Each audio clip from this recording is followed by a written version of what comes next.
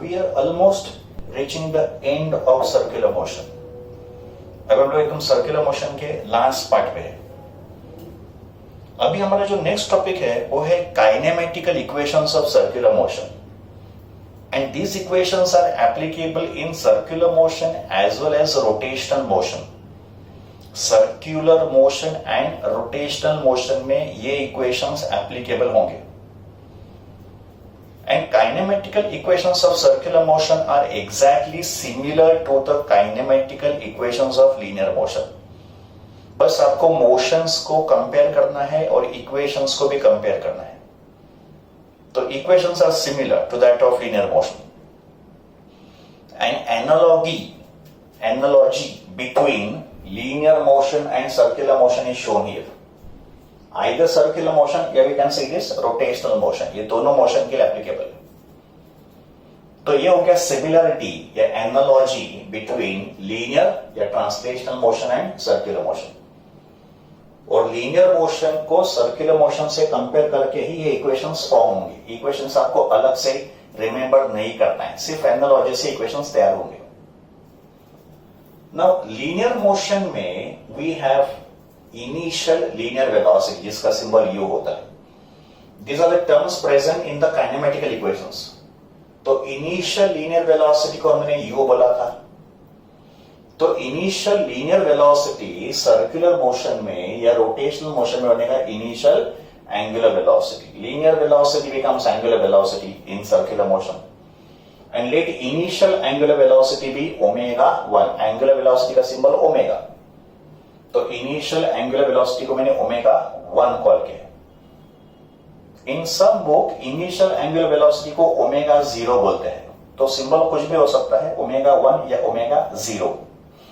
Then final linear velocity को v define करेंगे, तो यहां पे फाइनल एंगुलर वेलोसिटी को ओमेगा 2 डिफाइन करेंगे.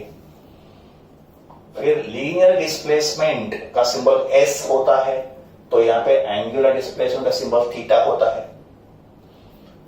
लीनियर एक्सेलरेशन का सिंबल a होता है, तो सर्कुलर मोशन में एंगुलर एक्सेलरेशन का सिंबल अल्फा होगा.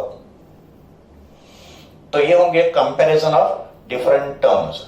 Linear velocity, initial linear velocity, final angular velocity. Final linear velocity, final angular velocity. Linear displacement, angular displacement. Linear acceleration, angular acceleration. का मतलब ऐसे हमको टर्म्स को चेंज करना है जब भी हम लोग लीनियर मोशन से सर्कुलर मोशन में ट्रेवल करेंगे या शिफ्ट करेंगे. तो u becomes omega 1, v becomes omega 2, s becomes theta, a becomes alpha. बस ये चेंज करो. टाइम जो है वो दोनों मोशन में सेम होगा. In fact time is same in all the motion. Linear motion के जो इक्वेशंस है उसमें एक्सेलरेशन को कांस्टेंट माना है. का मतलब this equations are applicable only when acceleration is constant. अगर एक्सेलरेशन चेंज हो रहा है तो this equations are not applicable. जैसे यहां पे एक्सेलरेशन कांस्टेंट है, वैसे सर्कुलर मोशन के इक्वेशन में अल्फा कांस्टेंट होगा. What is alpha? Angular acceleration. तो ये कंडीशन होगा कि लीनियर मोशन के equations are applicable when a is constant. Similarly circular या रोटेशनल मोशन के equations are applicable when alpha is constant. ये कंडीशन होगा. These are 4 equations of linear motion. और ये चेंज करते रहो तो आपको करस्पॉन्डिंग 4 इक्वेशन सर्कुलर मोशन के मिलेंगे. First equation is v equals to u plus at. v becomes omega 2, u becomes omega 1, a becomes alpha. तो यहां पे फर्स्ट इक्वेशन क्या होगा सर्कुलर मोशन का? Omega 2 equals to omega 1 plus alpha t. Second equation s equals to ut plus half at square. s become theta, u becomes omega 1, a becomes alpha. तो circular motion का second equation क्या हो गया? Theta equals to omega 1t plus half alpha T square. बस आपको terms को shift करते रहना है. इन टर्म्स को ऐसे स्विच करते रहो. Third equation of linear motion is v square equals to u square plus 2as. तो यहां पे थर्ड इक्वेशन क्या होगा? v becomes omega 2, u becomes omega 1, a becomes alpha, s becomes theta. तो it is omega 2 square equals to omega 1 square plus 2 alpha theta. ये हो गया linear motion का थर्ड इक्वेशन. ये हो गया सर्कुलर मोशन का third equation. Then fourth equation is S N. S N का मतलब displacement of a body in nth second of its motion. तो एस एन का मतलब क्या? Displacement in nth second. और एस का मतलब क्या? Displacement in n second. तो एस एन डिस्टेंस या डिस्प्लेसमेंट इन nth सेकंड होता है u plus A by 2n minus 1. Similarly theta N क्या होगा? Angular displacement in nth second. ये थीटा क्या है? Angular displacement in n second. और ये थीटा एन क्या है? Angular displacement in nth second. उसका फॉर्मूला क्या होगा? Omega 1 plus alpha by 2n minus 1. So these are four equations of linear motion. These are corresponding four equations of circular या rotational motion. इन equations के लिए a constant होना चाहिए और इन equations के लिए alpha should be constant. So this is equations of circular motion.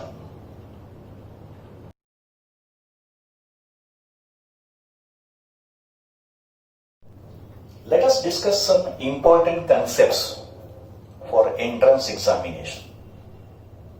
तो अभी जो हम लोग कंसेप्ट स्टडी कर रहे हैं ये JEE और नीट एग्जामिनेशन के लिए यूजफुल होगा या हेल्पफुल होगा.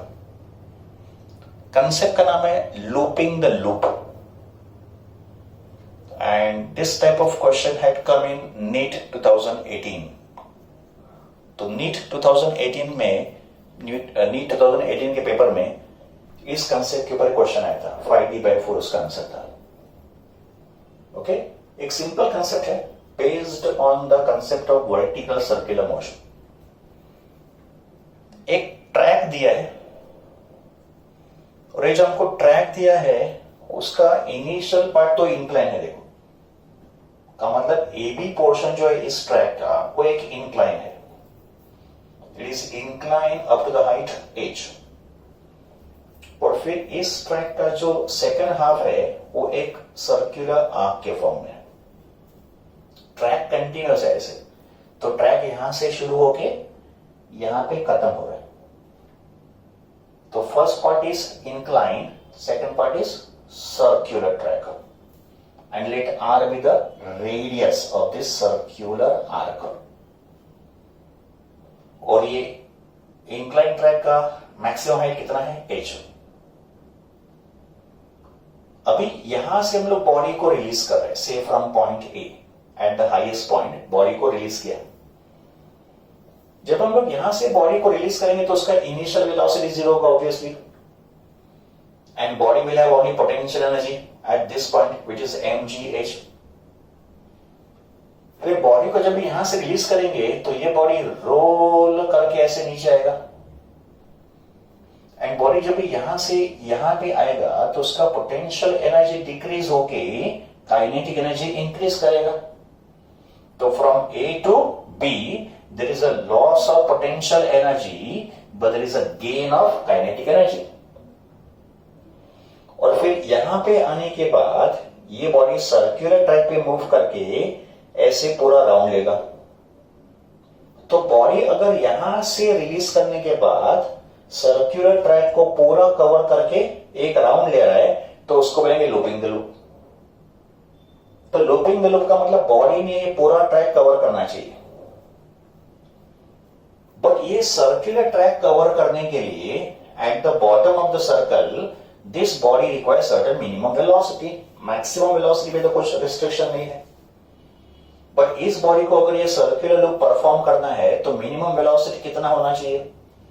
ये फॉर्मूला हमको पता है. Minimum velocity at the bottom of the vertical circle वो कितना होता है? √5rg. Minimum velocity at the bottom of vertical circle is √5rg where r is radius और g is acceleration due to gravity. इसका मतलब अगर बॉडी यहां से यहां तक आने के बाद उसका वेलोसिटी √5rg से कम है तो बॉडी थोड़ा आगे जाएगा लेकिन वापस पीछे आएगा. लूप परफॉर्म नहीं कर पाएगा. तो इस बॉडी को पूरा लूप परफॉर्म करने के लिए मिनिमम वेलोसिटी √5rg होना ही चाहिए. इससे कम होगा तो body will slightly move ahead and then वापस नीचे आएगा. तो v मीन कितना होना चाहिए? √5rg. अभी हमको पूछा है इस हाइट का रिलेशन रेडियस के साथ. का मतलब मिनिमम हाइट कितना होगा? इस लूप को परफॉर्म करने के लिए, बिकॉज ये जो वेलोसिटी है ये हाइट डिपेंडेंट होगा। बॉडी यहां पे कितना वेलोसिटी एक्वायर करेगा that depends upon the height of this incline track. तो मिनिमम हाइट हमको क्या पूछा है, minimum height of the incline track so that this body successfully complete the loop. तो हमको एच मिनिमम फाइंड करना है। तो एच मिनिमम फाइंड करने के लिए हमको याद रखना है कि यहां पे law of conservation of energy apply करना है। If you apply law of conservation of energy आपका आंसर 2-3 स्टेप में आ जाएगा। सबसे पहले फॉर लूपिंग द लूप का मतलब for performing this vertical circle minimum velocity required at the lowest point का मतलब एट द बॉटम कितना होना चाहिए, root of five R G. Then we apply law of conservation of energy. According to conservation of energy, total energy at point A must be equal to total energy at point B because total energy always remains constant. फिर total energy को express किया sum of kinetic energy and potential energy. तो kinetic plus potential at A must be equal to kinetic plus potential at point B. Kinetic energy at A 0 होगा because body is initially at rest. And potential energy at A कितना होगा, mg h होगा. Kinetic energy at B, minimum kinetic energy at B will be half mv square. फिर ये V हम लोग यहाँ पे सब्स्टिट्यूट करेंगे। Potential energy at B 0 होगा because B is the ground level and ground level पे height 0 होता है। तो mgh becomes 0, potential energy becomes 0। फिर m को कैंसिल करो, gh equals to half of v square। v square कितना होगा, phi r g। फिर g को कैंसिल करो, h कितना आएगा, phi r by 2। Five R by 2, but R क्या है, रेडियस। इसको अगर डायमीटर के फॉर्म लिखना है, यहाँ पे डी क्या है, डायमीटर। तो हमको मालूम है आर होता है D by 2, radius is half of the diameter. तो आर को लिखा डी बाई 2, तो ये हो जाएगा D by 4 because 2 D by 2 and ये 2 4 हो जाएगा, 5 डी बाई 4। तो for successfully completing the loop minimum height of the incline track must be equal to five R by 2 या 5 D by 4 where r is the radius of this circular track। तो ये होगा h minimum का formula. तो h minimum कितना होता है, phi r by 2 होता है, या h minimum कितना होता है, phi d by 4 होता है। तो this is concept of looping the loop.